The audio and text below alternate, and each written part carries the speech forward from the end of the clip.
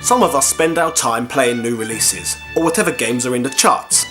I, on the other hand, prefer the finer things in life. A great game is like a fine wine and gets better with age. But like a fine wine, sometimes these commodities hold significant value. You may not be able to afford thousands of classic games, but I certainly can. So I am here to educate you and share with you my experiences with some of the best games of all time.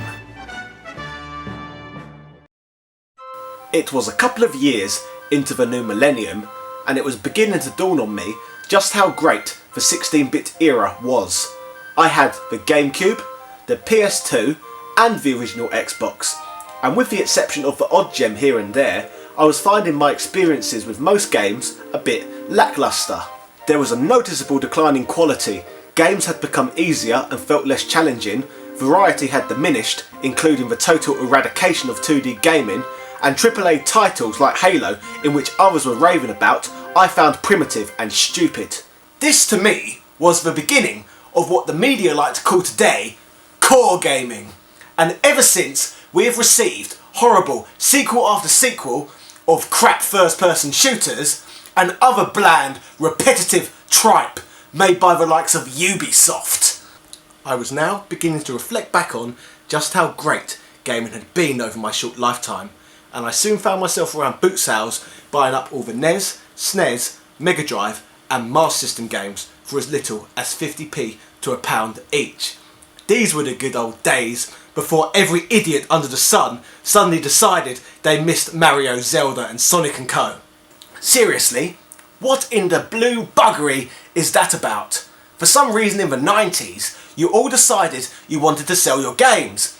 I hung on to mine, I liked mine, but for some reason, you've all once again decided you want your games back. What are you bloody doing? You're a bunch of indecisive dillywhackers. Make up your mind. You're all a bunch of sycophants and make me absolutely sick. What's it all about? Do you just follow trends or something? And don't even get me started on all the Dell boys killing the hobby as well by reselling everything they can using bloody smartphone apps. I think I just hate everyone. Anyway, moving back on topic, my thirst for knowledge was growing and I was starting to find lots of top 10 and top 20 SNES game lists online.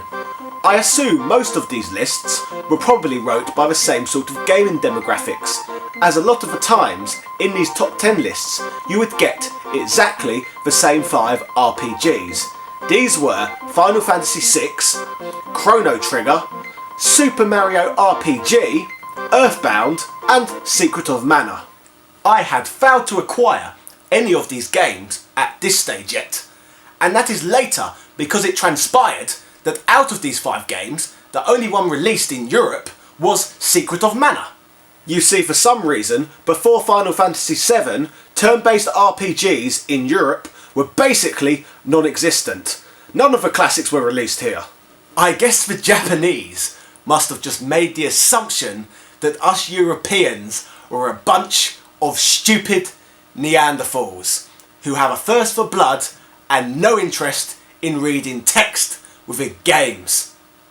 I suppose they cannot have been that far off when you look at the sales chart for games like Call of Duty. There really are idiots everywhere. Despite not getting any of these sought-after turn-based games here in Europe, we did get our fair share of action RPGs, most of which I didn't even know about back in the day. Maybe this is why the game is called Secret of Mana, as the bloody secret was knowing that the game even existed. I used to watch Games Master, television adverts between programs, read Nintendo official magazine, and I do not once remember seeing or hearing about this game. You could argue that the art style may have never jumped out to me as a child, thus the game going over my head. But I doubt that was the case, as I remember seeing Link to the Past and Young Merlin advertised and asking my mother to buy both these games for me. And art style wise, these two games look pretty similar to Mana. So I assumed what happened is they decided not to market this game at all and keep it a secret. Hence the name Secret of Mana. And as a full-grown man, who is very educated I may add, I finally managed to purchase this game using the power of the information superhighway. Yeah! In fact, this statement raises another valid point. Whatever happened to people referring to the internet as the information superhighway? I guess it must have just been too much of a mouthful for you simpletons. After all, the internet is now a place where people watch full-grown men with stupid hair on YouTube with dumb names like Marky Moo. Marky Moo? Marky Moo? What kind of name is Marky Moo? I hate 2016 so much. Anyway, back on point, Secret of Mana is a 1993 action RPG developed and published by Square for the Super Nintendo Entertainment System. It is the sequel to the 1991 game Seiken Densetsu, released in North America as Final Fantasy Adventure and in Europe as Mystic Quest. Set in the high fantasy universe, the game follows three heroes as they attempt to prevent an empire from conquering the world with the power of an ancient flying warship. To give you a really quick summary of the story, basically some idiot falls into a lake. He then finds a rusty sword stuck embedded in a stone which he decides to pull out the ground due to listening to voices in his head. This then unleashes monsters in the surrounding areas, so the fellow villagers throw the idiot out for disturbing the peace. After this, some weirdo named Gemma tells the boys he has legendary mana sword and encourages him to fix it by visiting the 8 mana temples. The boy eventually joins up with 2 other social rejects, and the trio then begin to get pursued by the Empire. However, the Empire and his subordinates are being manipulated by Thanatos, an ancient sorcerer who hopes to create a new peaceful world. And let's be honest, it is probably a good idea to fight against someone like this, as any time someone claims to be trying to create a new peaceful world, this is when crap really hits the fan. So, that was the basic story for you. Now let's take a look at some of the gameplay. As I stated to you earlier in this video, the Japanese made the correct assumption that this continent was full of lowbrow idiots and probably wouldn't be able to handle JRPGs. But luckily for us, Secret of Mana was an action RPG and included juvenile real-time fighting instead. Like many other role-playing games of the 16-bit era and The Legend of Zelda: A Link to the Past, Secret of Mana displays a top-down perspective in which the player characters navigate the terrain and fight off hostile creatures. Your player characters include a hero, a girl and a sprite. The player can choose which of these 3 characters to control, and the other 2 characters are controlled via artificial intelligence. The game also includes a cooperative multiplayer system, allowing second and third players to control your other party members. However, this feature has always been completely useless to me, as I hate people and would never want anyone else to put their sweaty little hands on my games or controllers. Yuck! Much like in The Legend of Zelda, combat all takes place in real time. However, the twist is that located at the bottom of the screen is a gauge that determines the amount of damage done to an enemy when attacking. Swinging a weapon causes the gauge to empty, then quickly recharge, allowing that character to attack at full strength. It is also worth noting that the weapons in which you use to brutally savage your enemies are all upgradable. Like in traditional JRPGs, winning battles allows you to gain experience points. With gaining these points, you grow levels, increasing both your strength and evasion. The game also includes a unique ring command menu system, which pauses the action and allows the player to make decisions in the middle of battle, such as using healing items and casting spells. Also, like in many other RPGs, your team can go to towns to rest, buy items and upgrade equipment. However, this is just a small part of the massive, beautiful world in which you play in. Visually, the game has a very unique look to it. The game uses vibrant colour schemes, and the level of detail and variation in the various areas of the game looks stunning and impressive even to this day.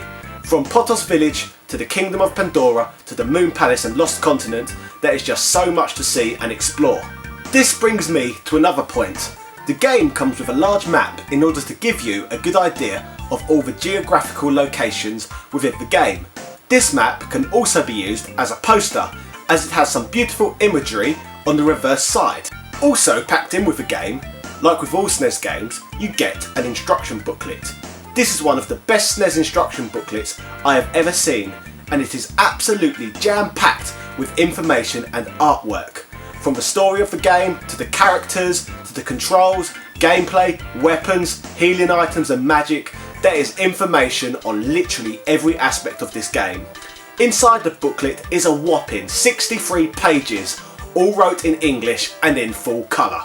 This little booklet is simply stunning, and a big reason to go for a physical copy over the digital download available on the Wii. The lack of instruction booklets is just one of the many reasons why it's nowhere near as fun opening a game today as it was back in the day. I guess the Japanese must have just got bored of manufacturing booklets with text in for us stupid Westerners. Something I have yet to ever mention on the show before now is that myself and music have a very strange relationship. I never ever sit down and listen to music at all, and have never purchased a music CD, cassette or record in my life. If someone asks me what kind of music I listen to, I just have to say none, which is completely true. However, over the years I have found I do like music in a way, just not in the same way many others would like it.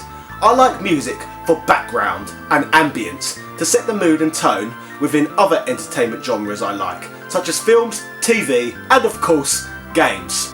I can hear a music track and appreciate it if it brings me back to a particular moment I enjoyed in a game, film or television programme. And speaking of music that sets the mood, no music sets the mood better than it does in Secret of Mana. In fact, I think it is one of the greatest game soundtracks I have ever heard, and it is one of the killer unique selling points of this game today. The music in this game is what I would personally call a masterpiece, and I really cannot emphasise how outstanding it is. The music adds so much to the game's overall ambience. Each song is catchy and unique sounding, and many tracks will stay stuck in your head until the day you die. There is a diverse array of music, from rock and roll, to tribal, to ambient, to classical and more.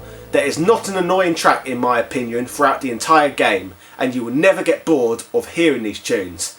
The music is truly special and should be thought of as one of the best soundtracks ever composed for a game. Anything lower than that would be absolutely criminal. Secret of Mana is not a game I grew up with in my collection, unfortunately, and it wasn't a game I played until I was already a man. Despite all of this, I had so much fun playing the game. If I had to pick one game at the moment, what's my favourite SNES game, I may very well pick this one. At the moment, I prefer Mana to great games I was raised on, like Super Mario World and The Legend of Zelda.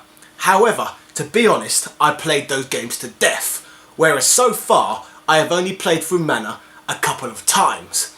I just really wish I could have experienced this game on release. I believe it would have blown my tiny little mind. So, my advice to you is to get yourself on eBay and pick yourself up a copy of this lovely gem.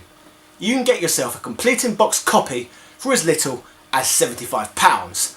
So you may be thinking about that as a lot of money now, but when you use a little bit of logic, you'll realise that a copy of Call of Duty with all its map packs may cost you more, and that would depreciate in value to as low as £1 within a couple of years. So at least if you get Secret of Mana, you've got something worth keeping. Let me know your thoughts on Secret of Mana in the comment section below, and please like and subscribe to my channel. Remember, every little helps, and if you enjoyed what you saw today, then click one of the annotations preceding this video and you'll be able to see my reviews on other classic RPGs. Cheerio!